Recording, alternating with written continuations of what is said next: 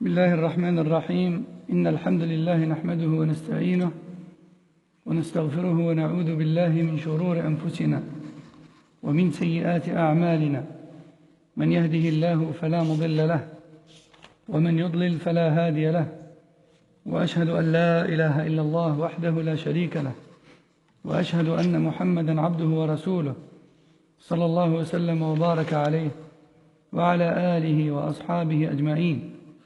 أما بعد، فما زلنا مع هذا الكتاب ونحن في أواخره، العقيدة الإسلامية وتاريخها، فهو كتاب مختصر في التاريخ الإسلامي، وبالخصوص في الدعوة الإسلامية السلفية التي هي عقيدة الأولين رحمهم الله تعالى وجعلنا على خطاهم. وكنا قد وصلنا في هذا التاريخ إلى القرن الثاني عشر، وقد ذكر الشيخ محمد أمان رحمه الله أن مما يذكر من أهم ما يذكر في القرن الثاني عشر هو ظهور شيخ كبير وإمام عالم جهبذ، وهو الشيخ محمد ابن عبد الوهاب رحمه الله تعالى.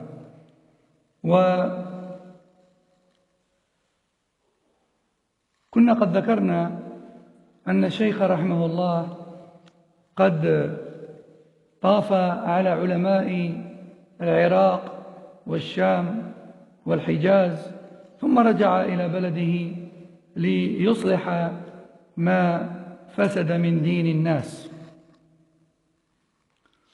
وذكرنا أن الشيخ رحمه الله قد واجه أناسا كانوا قد رجعوا في أعمالهم وأقوالهم إلى الوراء، فكانوا يعبدون القبور ويتوسلون بهم، وكانوا يذبحون لغير الله، وكانوا يطيعون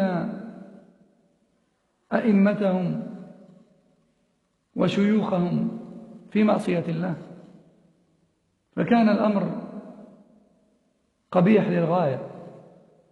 ولما رجع الشيخ رحمه الله من سفره ومن رحلته في طلب العلم، أخذ ينصح ويوجه ويصلح ما استطاع، وقد واجه شدة وصعوبة،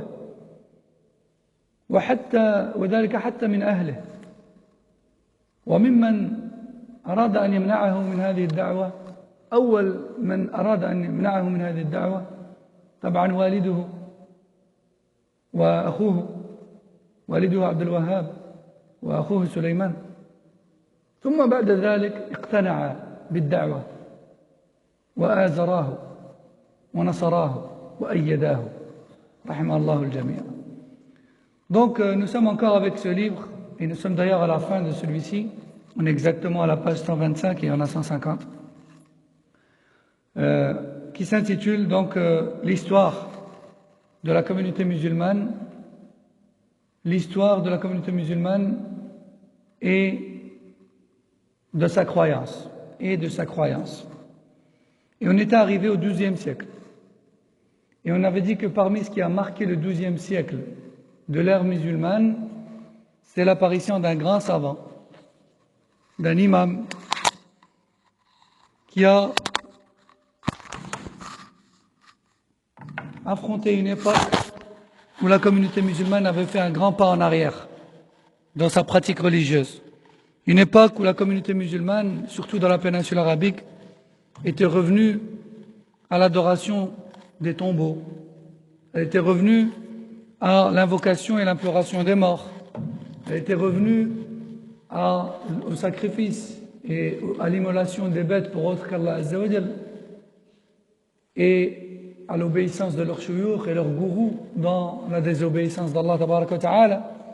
Al-Muhim, un grand pas en arrière. Et le Cheikh rahimahullah, qui avait fait donc son apparition à cette époque-là, qui est Mohammed ibn Abdul Wahhab rahimahullah Ta'ala, on a dit qu'il avait tout d'abord appris auprès de son père, qui était un grand savant de l'époque, son grand-père aussi d'ailleurs.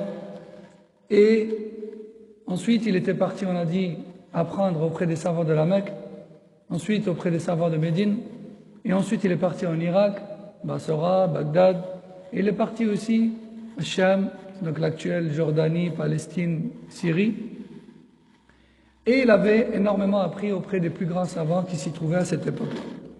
Et en revenant, il avait encore plus pris conscience de la gravité de l'état de la communauté qu'avant son départ. Il l'avait déjà remarqué. Mais à son retour, avec plus de science, il avait eu encore plus confirmation de la gravité de la situation. Il s'est donc mis à tenter de réformer et de prêcher l'islam authentique et la croyance authentique et l'islam du premier jour, basé sur le Coran et la Sunna et l'interprétation des premiers. Le Coran et la Sunna authentique. Quand on dit la Sunna, c'est les hadiths authentiques. Pas n'importe quel hadith qu'on trouve sur notre route, mais plutôt les hadiths authentiques. Et pas compris de la manière que l'on veut, mais plutôt compris de la manière des compagnons qu'Allah les agrée. Compris à la manière des compagnons qu'Allah les agrée. Et on a dit que ce cheikh, rahimahullah, a subi beaucoup de préjudices. Et il a rencontré beaucoup de difficultés dans la da'wah. D'ailleurs, les savants de son époque disaient que c'était de la folie de faire ce qu'il a fait, à savoir de vouloir réformer une communauté qui était autant retournée en arrière. Il était menacé de mort et il a même déjà subi des tentatives d'assassinat. Parce que pour eux, c'était impensable de délaisser ce sur quoi ils étaient et de suivre ce à quoi ils les appelaient. Pourtant, ils ne faisaient que les appeler au message des prophètes et des messagers, alayhimus salatu wassalam. Et ils les appelaient à l'islam avec, ou plutôt les appelaient à la droiture avec Kitab al-Tawhid. Ils les appelaient à la droiture avec les 3 fondements, avec les 4 règles, avec les ambiguïtés dévoilées, Kashf al-Shubuhat, avec Sira al-Nabawiyya. Il a écrit un livre dans la biographie du prophète sallallahu alayhi wa sallam, en mettant bien en évidence dans sa biographie qu'il appelait au Tawhid. Il a écrit Mukhtasar al-Sira al-Nabawiyya, le résumé de la biographie du prophète sallallahu alayhi wa sallam. C'est un livre de biographie, mais dans lequel il fait ressortir à chaque fois les moments les plus importants de la vie du prophète sallallahu alayhi wa sallam pour montrer qu'il appelait au Tawhid, en fait. C'est pas une simple histoire, une belle histoire qu'on raconte, non. Son histoire, c'est le Tawhid, en fait.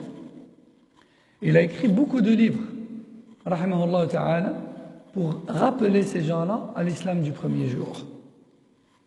Et parmi les personnes qui n'étaient pas, qui ne l'ont pas encouragé, en tout cas du premier jour, il y avait son père et son frère, son père Abdel Wahhab et son frère Suleyman. Puis ensuite, ils ont été convaincus et ils l'ont encouragé. Mais au début, non. Au début, non. Donc on est arrivé ici. Et c'est pourrait que certaines personnes se disent mais pourquoi on est obligé d'apprendre la biographie de ce cheikh et pourquoi on doit parler de ce cheikh Mohammed Abdel Wahhab?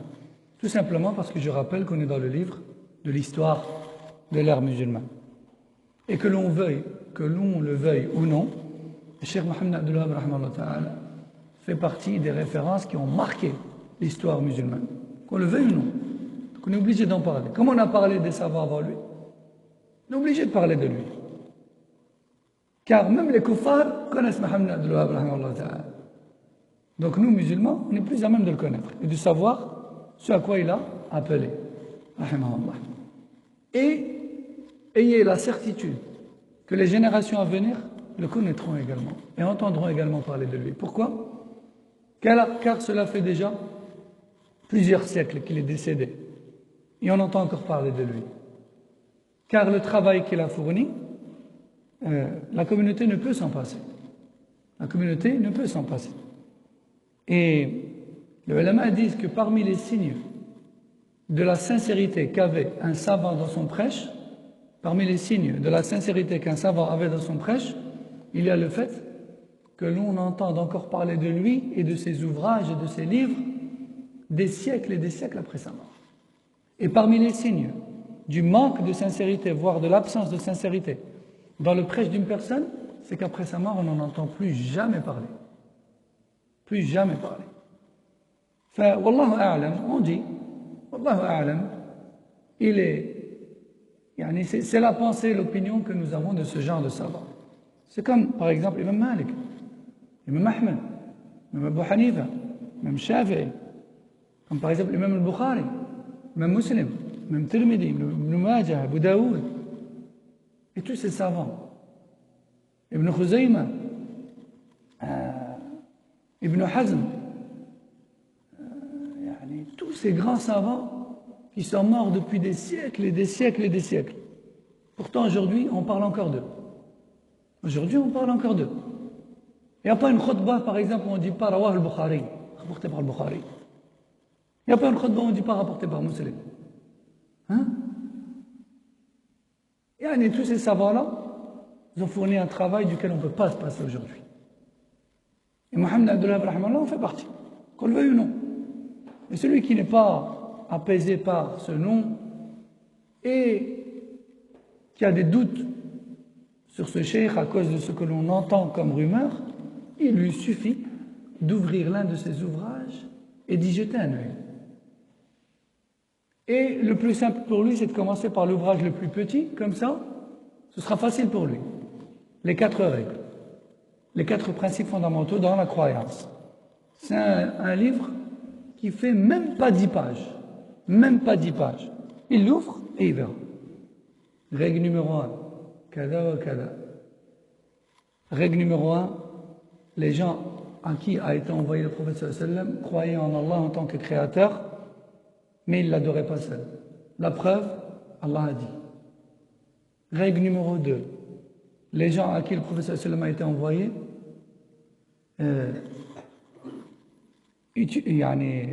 placer des intermédiaires entre eux et Allah. Et ceci est le polythéisme en soi. La preuve, la parole d'Allah. Règle numéro 3, règle numéro 4. À chaque fois comme ça. La preuve, la parole d'Allah. La preuve, la parole d'Allah. La preuve, la parole d'Allah. C'est pas... Ça vient pas de lui. C'est pas des théories personnelles. C'est le Coran ou le Sunna. Rien d'autre. Pareil pour tous ces livres. Il suffit d'ouvrir et de regarder. طيب. قال الشيخ محمد أمان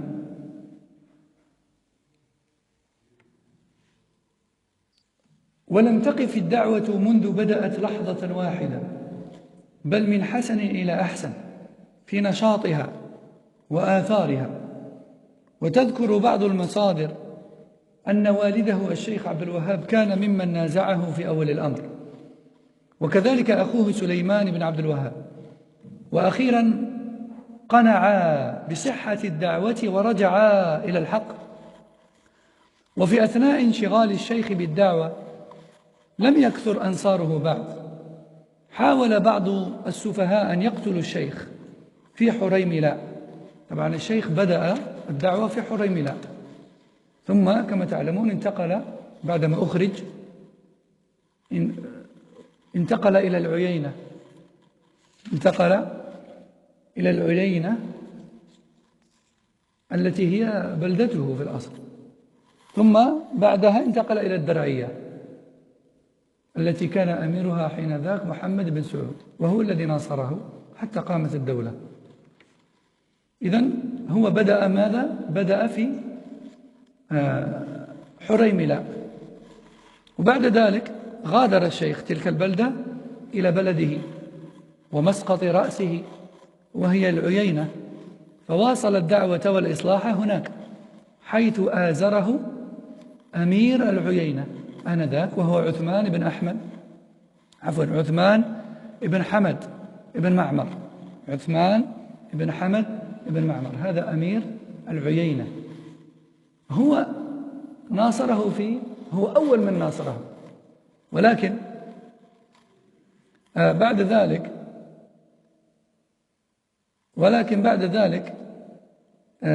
نعم، هو رحب بالدعوة في أول الأمر بعد أن شرح له الشيخ دعوته، وأنها دعوة قائمة على العمل بالكتاب والسنة، وأنها تعني أول ما تعني تطهير العقيدة والأخلاق بالكتاب والسنة وتصحيح الأحكام حتى يكون كتاب الله هو المرجع للأحكام،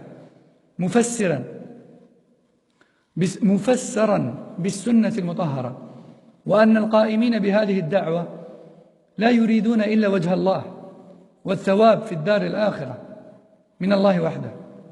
فوافق الأمير عثمان بن حمد بن معمر، وافق على مواصلة المؤازرة ونشطت الدعوة، فأخذ الشيخ في الإصلاح العملي. بعدما بدأ بالإصلاح الدعوي يفهم فيهم وينصح فيهم ويعلم فيهم، بعدما فهموا بعد ذلك انتقل إلى المرحلة الثانية وهي التطبيق. أولا تشرح، تعلم، تبين، إذا فهم الناس بعد ذلك يتقبلون التطبيق. بعد ذلك هو انتقل إلى ماذا؟ إلى الإصلاح العملي، وأمر بقطع بعض الأشجار التي كان الناس يتعلقون بها. ونبدأت المشاكل، بل ويعبدونها ويعظمونها. وهدم قبة كانت على قبر زيد بن الخطاب، كل ذلك بمساعدة الأمير، ليس من تلقاء نفسه، وإنما بمساعدة الأمير عثمان بن حمد بن معمر. وأخيرا أقام الشيخ رحمه الله الحد على امرأة اعترفت بالزنا عدة مرات أمامه بعد أن تأكد من صحة عقلها ورغبتها في التطهير. وبعد هذه الواقعة اشتهر أمر الشيخ وذاع صيته في كل مكان في نجد وما جاورها، حتى كاتب بعض الأمراء الذين كانت لهم مكانة عند ابن معمر وبينهم مصالح متبادلة يستنكرون الواقعة، واقعة إقامة الحد، مع أن هذا من الشريعة، استنكروا عليه ذلك، أنكروا عليه ذلك، فطلبوا منه التخلي عن الشيخ، بل طلبوا إخراجه من بلده. فخرج الشيخ من العيينة. خاف هذا أمير عثمان بن حمد بن معمر، خاف، ضعف، وطلب من الشيخ أن يخرج. قال اسمح لي، لا أستطيع أن أنصرك فوق هذا، فطالبه بالخروج. Donc, pendant la da'wah, au début de la da'wah de Cheikh Mohammed Abdul Wahhab rahimahullah, c'était pas si simple. Et au début, le cheikh n'avait pas beaucoup de suiveurs. Il en avait, mais pas tant que ça. Et certains diminués de raison ont même tenté de le tuer, de l'assassiner. Et ce, à Huraymila. Car comme on a dit, cheikh, d'abord il a commencé la da'wah à la ville de Huraymila.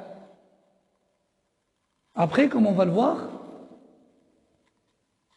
on lui a demandé de quitter Huraymila. Il est sorti de Huraymila. Le gouverneur, le chef de la tribu de Huraymila, lui a demandé gentiment de partir. Il est sorti de Huraymila. Et il s'est dirigé vers sa terre natale, sa ville natale, l'Uyayna. Il a fait da'wah quelque temps là-bas, et ensuite de nouveau, il a été sorti de l'Uyayna. Il est sorti de l'Uyayna et à ce moment-là, il s'est dirigé vers Dar'iyya. Et c'est seulement à Dar'iyya qu'il a été soutenu par l'émir Mohammed ibn Saoud, qui a subi énormément de préjudice à cause du cheikh et à cause de la da'wah qu'il défendait, qui est celle du cheikh, da'wah du tawhid. Il a subi beaucoup de préjudice. Il a été boycotté, il a été encerclé, il a subi beaucoup de préjudice. Mais il a patienté, jusqu'à ce qu'Allah Azza wa Jal leur a donné une issue favorable.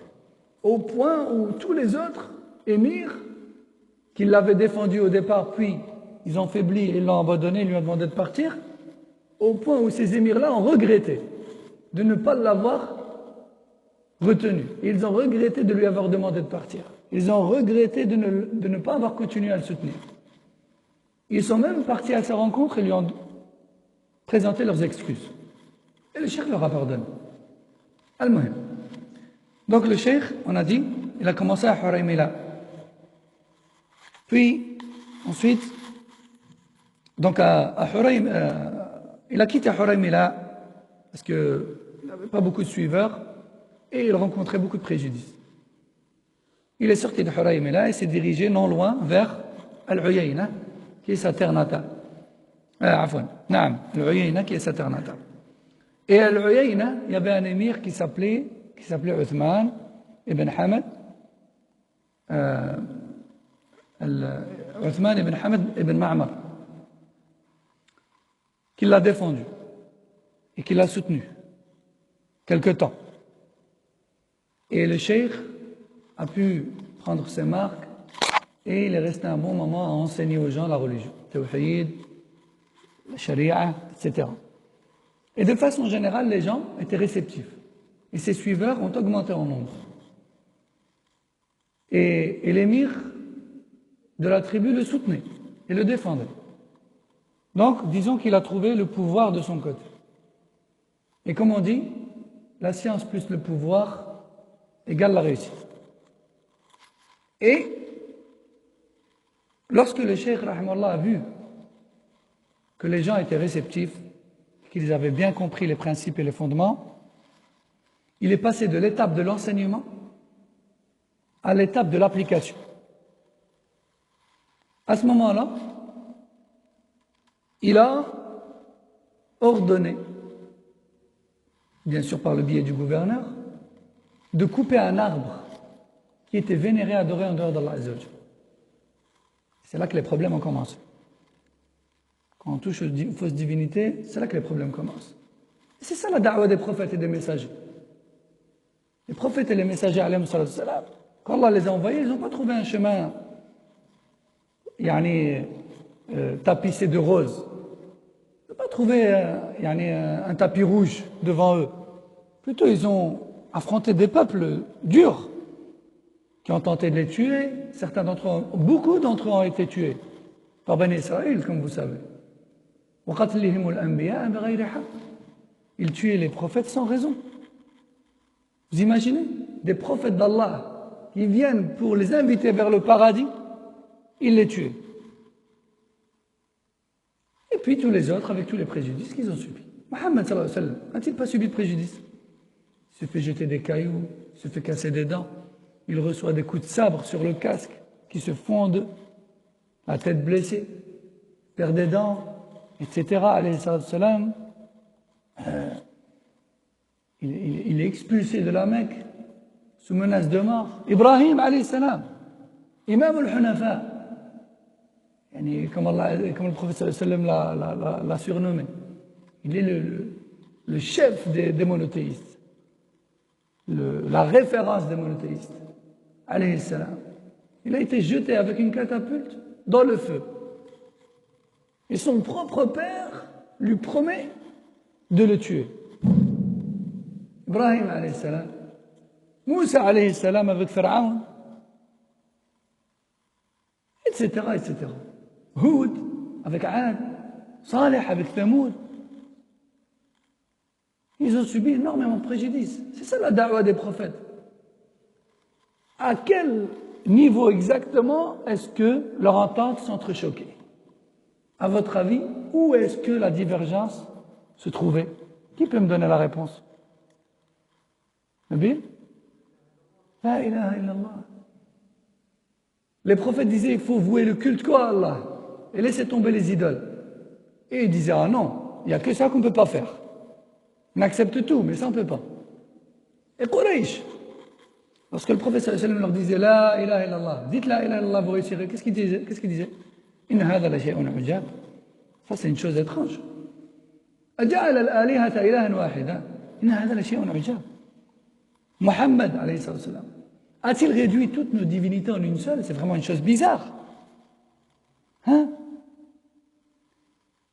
Quraysh était connu pour leur grand niveau de comportement, d'hospitalité, d'accueil. Ils défendaient les opprimés. Ils avaient même une caisse d'argent pour les pauvres et les nécessiteux et les veuves, etc., etc. Quraysh, ce n'étaient pas des sauvages, c'était des gens au haut niveau de comportement et de mœurs. Attention. Donc, ce n'était pas à eux qu'on venait apprendre le bon comportement. C'était plutôt eux qui l'apprenaient aux autres civilisations, Quraysh. Ça, il faut savoir. Et malgré ça, c'était des polythéistes. C'était des kuffars. Est-ce qu'à votre avis, le prophète sallallahu alayhi wa sallam, qui est né parmi eux et a été élevé par eux, est-ce qu'il est venu leur dire, attention, il faut avoir un bon comportement en islam? Vous pensez que Mohammed sallallahu alayhi wa sallam, sa seule mission, c'était de leur dire, il faut avoir un bon comportement? Comme certaines mouvances s'affiliant à l'islam aujourd'hui prétendent prêcher, comme l'Ikhwan et d'autres, le Tabligh, par exemple. Hein? Quand ils arrivent dans une mosquée, on veut faire da'wa, on veut faire un prêche, on veut faire un bayan. De quoi tu veux nous parler? Adab al-julus, adab al-akl, adab al-wuquf, adab al-kalam, adab kalam.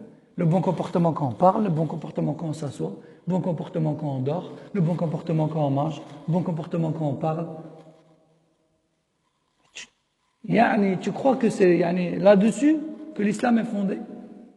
Tu penses que le prophète sallallahu alayhi wa sallam, il est venu en premier lieu pour ça? Le prophète sallallahu alayhi wa sallam a été envoyé à un peuple qui représentait les bonnes mœurs et le bon comportement. Mais c'était pas ça sa priorité. Sa priorité, c'était فَلْيَكُنْ أَوَّلَ مَا تَدْعُوهُمْ إِلَيْهِ أَنْ يُوَحِّدُوا اللَّهَ. La première chose à laquelle on doit appeler, c'est d'adorer Allah seul. C'est ça la priorité. Ou sinon, Quraysh connaissait le bon comportement.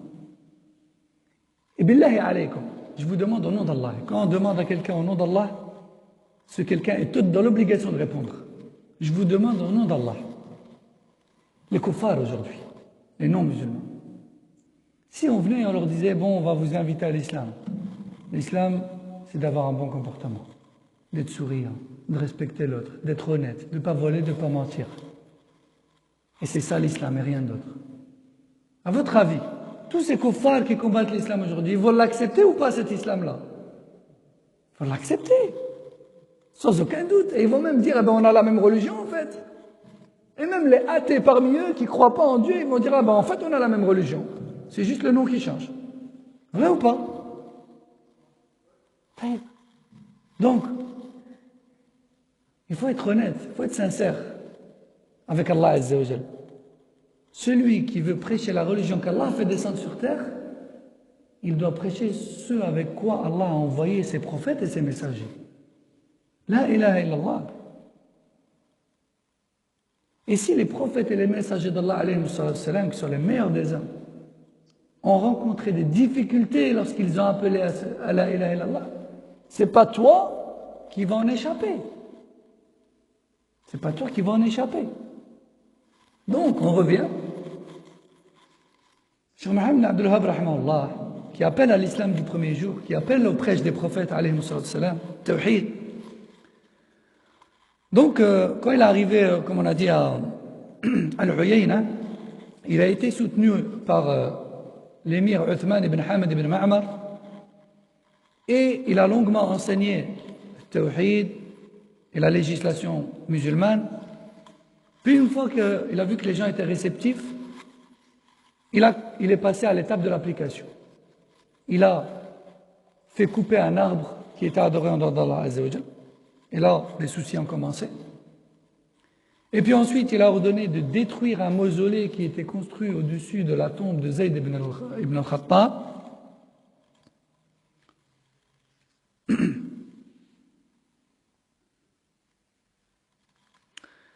Et ce, bien sûr, encore une fois, avec le soutien de l'émir. Et puis ensuite, il a fait appliquer une sentence pénale sur une personne qui avait commis un grave péché. un crime. Il a fait appliquer sur elle une sentence pénale. Et ça, c'était la goutte qui a fait déborder le vase auprès de ceux qui n'avaient pas vraiment accepté cette da'wa. Et cette sentence pénale appliquée par le cheikh, plutôt par le gouverneur qui soutenait le cheikh, a fait beaucoup de bruit dans la péninsule arabique. Et les autres chefs de tribus autour de l'Uyayna en ont entendu parler. Ils ont tous écrit des lettres à l'émir de l'Uyayna en lui disant: écoute, on a entendu parler de ce que tu as fait appliquer dans ton village et on n'est pas d'accord. Et entre nous, il y a des transactions commerciales et il y a des intérêts communs. Si tu n'arrêtes pas sur le champ cette da'wa et ce cheikh, et si tu ne l'expulses pas, on arrête toute transaction avec toi. En gros, on te boycotte. Et on coupe nos relations diplomatiques avec toi.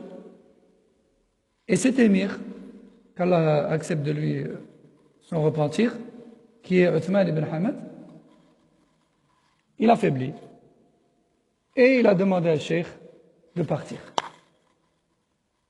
Et Cheikh a quitté l'Uyayna vers Ad-Dar'iyya.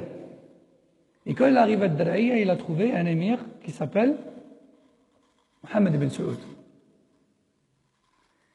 Et Mohammed ibn Saoud a été apaisé par la da'wa du Cheikh. Parce que le Cheikh lui a expliqué que ce à quoi il appelle, c'est l'islam du premier jour, qui est fondé sur le Coran et la Sunna, avec l'interprétation de Sahaba, et qui lui a expliqué par A plus B en quoi consistait son prêche. Le Cheikh a accepté. D'autant plus que, comme le disent les textes de l'histoire, non seulement il a été apaisé et a accepté cette da'wa, mais en plus de ça, son épouse, l'épouse de cet émir qui est Mohammed ibn Saoud, a joué un grand rôle dans cette da'wa et dans cet état-là. Car Allah fortement encouragé à soutenir le cheikh et à le défendre. Non. On entend rarement parler d'elle, mais elle a joué un grand rôle. Rahimahullah.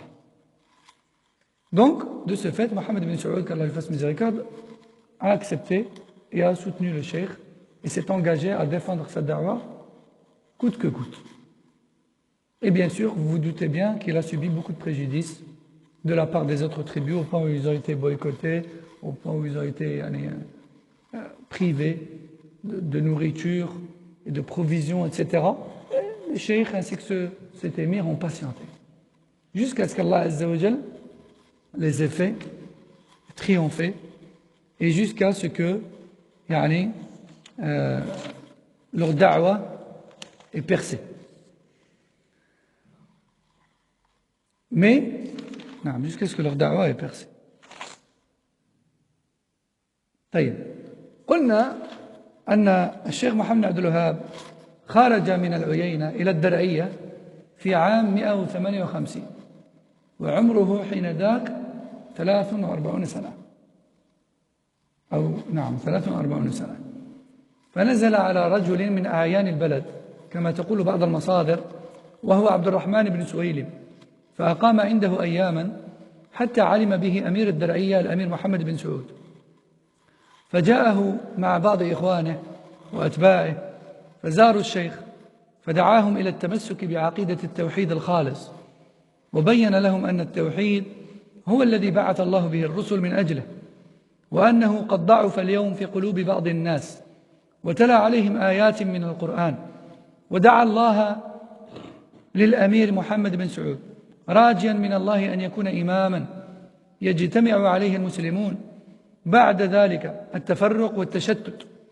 وأن تكون السيادة والملك له ولذريته من بعده فشرح الله صدر الأمير محمد بن سعود فقبل الدعوة وأحب الشيخ وبشره بالنصر والوقوف معه على من خالفه في دعوته وإصلاحه ووقف في طريقه وتعاهدا على المضي في الدعوة مهما كانت الظروف فنشطت الدعوة أكثر من ذي قبل حيث بدأت في بلدة حريملاء على ضعف ولقد كان الشيخ يخاف على نفسه وعلى دعوته حتى خرج من حريملة إلى العيينة في وضع متخف، إلا أنه أخرج منها كما أسلفنا، أخرج من العيينة أيضا يعني بعد أن تعرضت الدعوة لهزة عنيفة عندما بدأ الشيخ في التطبيق العملي. وتأتي مرحلة الدرعية وهي المرحلة الثالثة والثابتة. هكذا كانت سنة الله في المجددين المصلحين: خوف وإزعاج وإخراج، ثم نصر وثبات وازدهار. ولا تزال كذلك، ولن تزال بإذن الله، ولن تجد لسنة الله تبديلا. ولنقرأ هنا وعد الله عز وجل إذ يقول: ولينصرن الله من ينصره إن الله لقوي عزيز الذين إن مكناهم في الأرض أقاموا الصلاة وآتوا الزكاة وأمروا بالمعروف ونهوا عن المنكر ولله عاقبة الأمور. ولله عاقبة الأمور.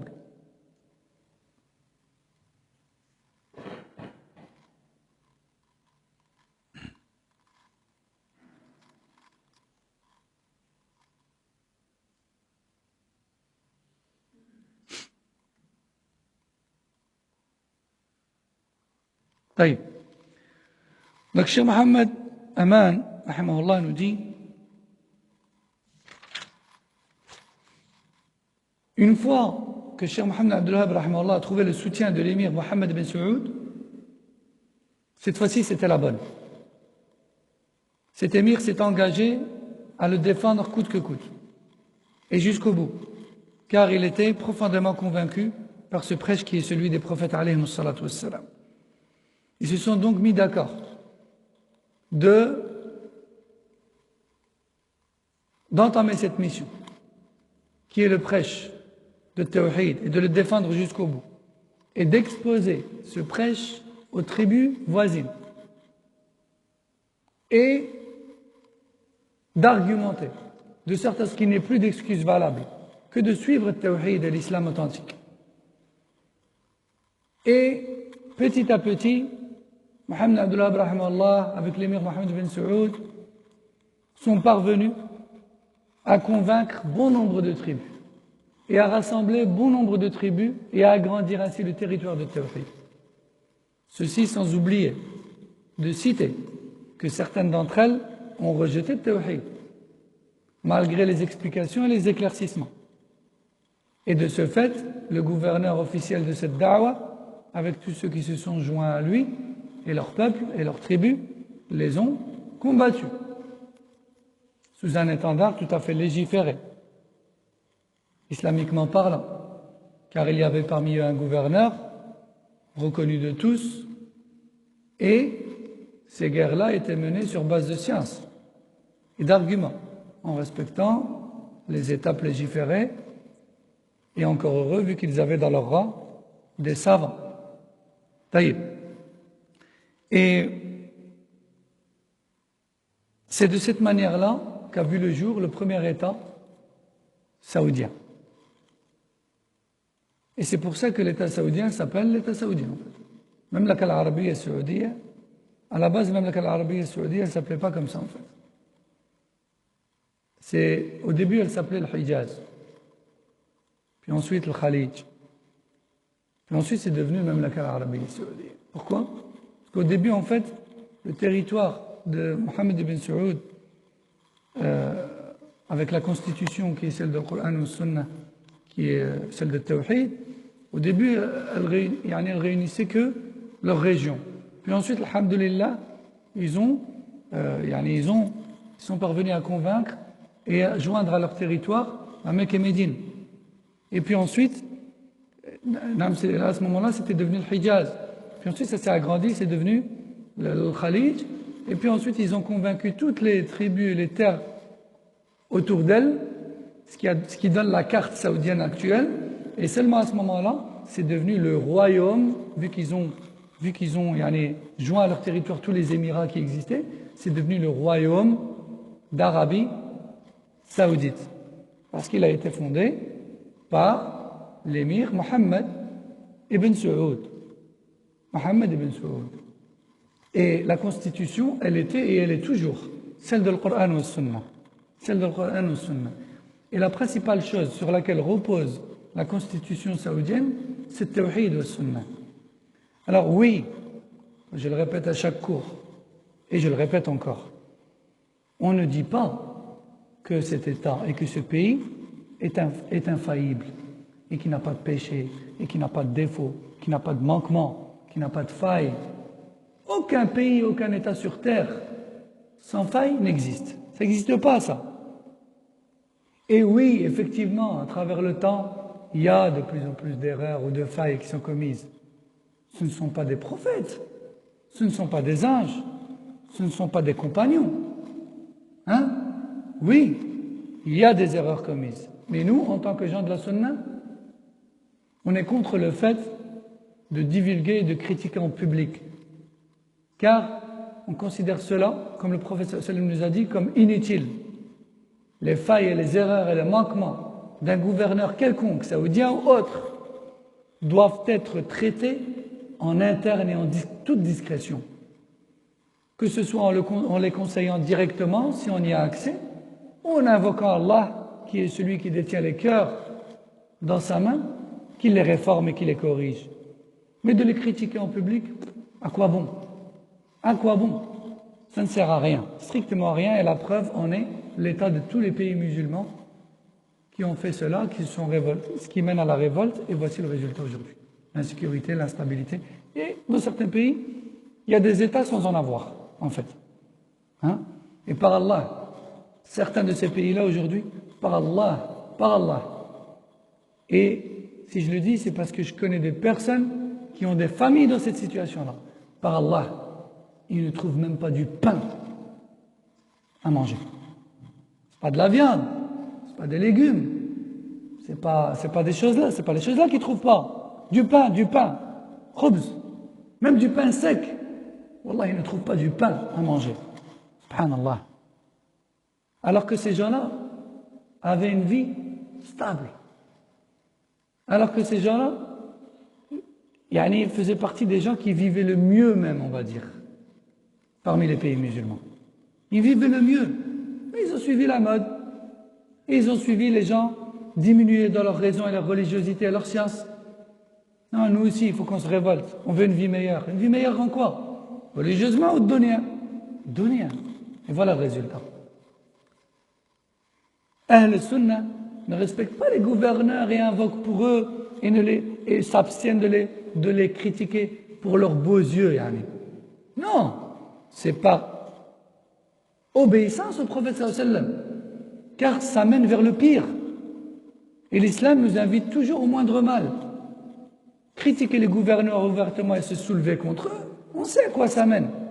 Et malgré ça, aujourd'hui, beaucoup sont aveugles. La plupart des pays musulmans sont tombés, disons la vérité, même s'il y a des états provisoires qui ont été mis en place par les ennemis de l'islam. La plupart des pays musulmans n'ont plus aucune crédibilité, aucun poids. Vrai ou pas? Qui redoute les pays musulmans aujourd'hui? Allez, soyons honnêtes. Qui les redoute? Citez-moi une puissance aujourd'hui, officielle, reconnue, sur le plan international. Non, pas. Je ne suis pas du genre à parler politique. La politique, ça ne m'intéresse pas du tout. Et ça ne doit intéresser aucun d'entre nous d'ailleurs. Mais c'est pour montrer que quoi? Qu'il fait partie de la religion, de respecter l'honneur et l'image des gouverneurs musulmans, même s'ils ont des défauts. Car il en va de la stabilité de la communauté musulmane et de l'honneur des musulmans et des musulmanes. Car à cause de ce genre de désobéissance au prophète sallallahu alayhi wa sallam, des peuples musulmans entiers se sont retrouvés à la rue, leurs femmes violées, et leurs vieux et leurs enfants tués, gratuitement. Pourquoi? Désobéissance au prophète. Et je répète, c'est pas comme certains khawarij disent, ouais, mais vous les salafis, vous adorez les gouverneurs. Non, on n'adore pas les gouverneurs, a'oudhu billah. On adore Allah. Et on adore Allah en préservant l'honneur des gouverneurs et en ne le critiquant pas en public, parce que les résultats, le voilà. Ça, c'est important à le souligner, à le ressouligner et même à le triple souligner et à chaque occasion. Parce que beaucoup de gens collent une étiquette aux salafis. Ah, mais vous, les salafis, en fait, vous adorez les gouverneurs. Ah, vos savants, c'est les savants des gouverneurs, c'est ça? Vous allez entendre souvent cette parole. Ah, les salafis, leurs savants, c'est les savants des gouverneurs. Ce sont les fonctionnaires des gouverneurs. Non, pas du tout. Combien de savants blâment ouvertement et en public les péchés que leur gouverneur autorise? Hein? Tel gouverneur a autorisé la vente de l'alcool, tel gouverneur a autorisé maintenant les concerts ou le fait de se dénuder ou autre. Quoi, c'est les savants qui en plus de cela sont fonctionnaires et haut placés dans ce pays-là, sont questionnés, et même en direct à la télévision. Est-ce que telle et telle chose c'est halal? Non, c'est haram, ne faites pas ça. Ils le disent. Ils le disent. Pourtant, eux-mêmes, ils sont employés chez le gouverneur qui a autorisé ça. Mais ils le disent. Mais en fait, ces khawarij et ces sectes qui veulent la corruption dans les pays musulmans, leur but, c'est pas juste que ces savants-là disent c'est haram. Non, leur but, c'est ce qu'ils veulent, c'est que ces savants-là disent. Ce qu'ils veulent, c'est que ces savants-là critiquent le gouverneur ouvertement. Mais ils ne le feront pas. Parce que ces savants-là, ce sont des savants de la sunna. Et ces savants-là conseillent les gouverneurs comme ils le peuvent en interne. Et ils n'ont pas besoin de nous le montrer. Ils n'ont pas besoin de nous le prouver. Donc ça, il faut comprendre. Donc, pourquoi je parle de tout ça? Pour revenir au fait que c'est seulement lorsque Mohammed Abdul Wahhab rahimahullah est arrivé à Al-Uyayna et qu'il a été soutenu par l'émir de la tribu là, qui est Mohammed ibn Saoud, que le premier État officiel musulman est même reconnu sur le plan international. Aujourd'hui, il est critiqué, mais à l'époque, il a été reconnu. Qui est celui du royaume d'Arabie Saoudite. C'est ça le royaume d'Arabie Saoudite, en fait. À la base, c'est ça. Et ce qui dérange dans le royaume d'Arabie Saoudite, autrefois et aujourd'hui encore, c'est le tawhid, en fait. C'est le tawhid. C'est ça qui dérange. Et d'ailleurs, les livres sur le tawhid que ce savant-là a écrit, aujourd'hui, certains ennemis de l'islam, voyant comment le tawhid est en train d'être redécouvert et voyant comment le tawhid est en train d'être de plus en plus compris par la communauté musulmane aujourd'hui et comment est-ce que les gens sont en train de revenir vers l'islam du premier jour, ils luttent contre ce tawhid et ils luttent contre les livres du tawhid. Et ils interdisent leur vente, leur exposition, etc., etc. en public. Aujourd'hui, en fait, pour lire certains livres de tawhid, il faut te cacher. Si tu te caches et que tu ne dis pas aux gens que tu les lis, il n'y a pas de problème. Pour l'instant, plus tard, ce sera peut-être un crime aussi. Allahu a'lam. Donc, ce qui a posé problème, ce qui pose toujours problème, c'est le tawhid, en fait. C'est rien d'autre. Et donc, oui, il y a des manquements, il y a des défauts, il y a des péchés qu'on ne peut pas nier, qui sont aujourd'hui un bâton avec lesquels les ennemis de cet état-là tentent de le frapper. Parmi les gens de bid'a, de l'intérieur de la communauté, et parmi les kuffars. Quand on entend aujourd'hui les ennemis du tawhid, du sunnah, et donc les ennemis de l'Arabie Saoudite par exemple, quand on les entend critiquer, qu'est-ce qu'ils disent? Est-ce qu'ils parlent de tawhid? Est-ce qu'ils parlent de din? Non. Regardez, ils ont organisé des concerts. C'est vrai, c'est un péché, c'est pas permis. Regardez, ils ont ouvert des cinémas. Avant, ils disaient que c'était haram, maintenant il y a des cinémas. Regardez, maintenant, avant, ils disaient que la femme ne pouvait pas conduire, c'est haram, aujourd'hui, ils la laissent conduire. Ça a changé, maintenant c'est halal.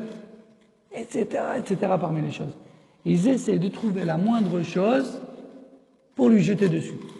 Le moindre petit caillou qu'ils trouvent, ils essaient de le jeter dessus. Et comme aujourd'hui, la plupart des gens ne connaissent pas de tawhid, ils ne savent pas ce sur quoi le royaume d'Arabie Saoudite s'est construit, eh bien, ils gobent, ils se font avoir. Oui, c'est vrai, à ce qui paraît ceci, à ce qui paraît cela.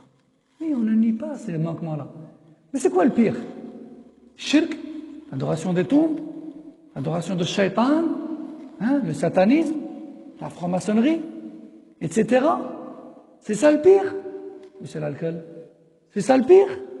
Ou c'est la musique publiquement? C'est ça le pire ou les concerts? C'est ça le pire ou le cinéma? C'est quoi le pire? Pire, c'est shirk, c'est le satanisme, la franc-maçonnerie, et toutes ces choses-là. Hein? Rassurez-vous, s'il y a bien une raison pour laquelle le Saoudi est pointé du doigt, et pour laquelle le Saoudi est détesté aujourd'hui par les autres pays, sachons-le bien, c'est parce qu'elle n'adhère pas à ce genre de truc. Certes, on ne dit pas qu'il n'y a pas de faiblesse, qu'il n'y a pas de manquement. Qu'Allah leur pardonne. Et on doit faire dua pour eux et pour tous les gouverneurs musulmans. Pas que pour eux. Tous les pays musulmans et tous les gouverneurs. Pour qu'Allah Azza wa Jal réforme tous nos pays musulmans. Car tous les pays musulmans, ce sont nos pays. Même si on n'est pas originaire de là-bas. Tous les pays musulmans, c'est nos pays. Parce qu'on est musulmans. Mais, s'il y a bien une chose par laquelle Saoudi se démarque de ses ennemis parmi les pays non musulmans, c'est le fait qu'elle n'adhère pas à ce sur quoi ces pays-là sont aujourd'hui fondés. Franc-maçonnerie, satanisme, et toutes ces choses-là, vous voyez de quoi je parle, on peut s'attarder là-dessus. Alors, on n'entre pas là-dedans. Oui, peut-être qu'elle lâche un peu de l'Est dans certaines choses, parce qu'elle est sous pression, parce qu'elle est menacée par ceci ou par cela, mais le principe fondamental sur lequel elle a été construite, elle ne le lâche pas. Alors, allez, on peut dire qu'elle a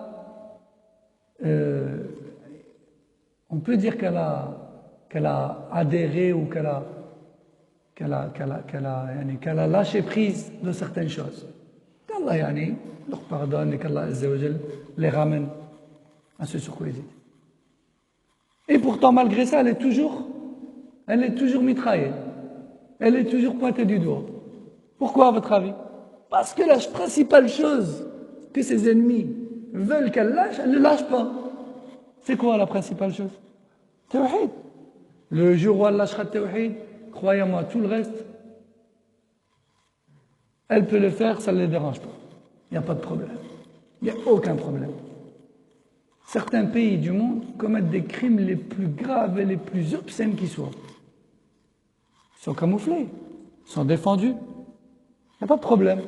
Pourquoi? Parce qu'ils marchent avec eux. Hein, que ce soit dans le satanisme et la franc-maçonnerie, tout ce qui est en dessous de la table, tout ce qui malheureusement gère le monde aujourd'hui, et dans le reste. Mais Saoudiens, non, on ne marche pas avec eux là-dessus. Voilà ce qui pose problème. طيب. Donc on a dit, après ça, alhamdulillah, le premier État d'Arabie Saoudite a été fondé, parce qu'il y en a eu 3, hein, il a chuté à 2 reprises, et l'actuel c'est le 3e État saoudien. Et il a chuté à 3 reprises à cause de disputes internes et à cause de divergences internes. Mais alhamdulillah, il s'est toujours remis sur pied. Walillahi alhamd. Et Allah Azza wa Jal dit dans le Coran, nous Surat Al-Hajj, versets 40 et 41, qui ont pour sens: quiconque fait triompher la religion d'Allah, Allah le fait triompher. Allah est le plus fort et le plus puissant. Ce sont ceux qu'Allah vise dans ce verset, ce sont ceux qui, lorsqu'Allah leur donne le pouvoir sur terre, ils accomplissent la prière et s'acquittent de la zakat, ordonnent le convenable et blâment le blâmable, et interdisent le blâmable, et la bonne fin est pour les pieux. Et on va s'arrêter ici aujourd'hui, Inch'Allah Ta'ala. La semaine prochaine, on passera à l'étape de Ad-Dar'iyya, de voir tout ce qui s'est passé, Ad-Dar'iyya, et puis le véritable travail, on va dire, que le cheikh a fait, et sur lequel il est mort, rahmallahu ta'ala. Subhanakallahumma hamdik, ashhadu an la ilaha illa ant, astaghfiruka wa atubu ilayk. Sallallahu sallam ala nabiyyina Muhammad wa ala alihi wa sahbihi ajma'in. Assalamu alaikum wa rahmatullahi wa barakatuh.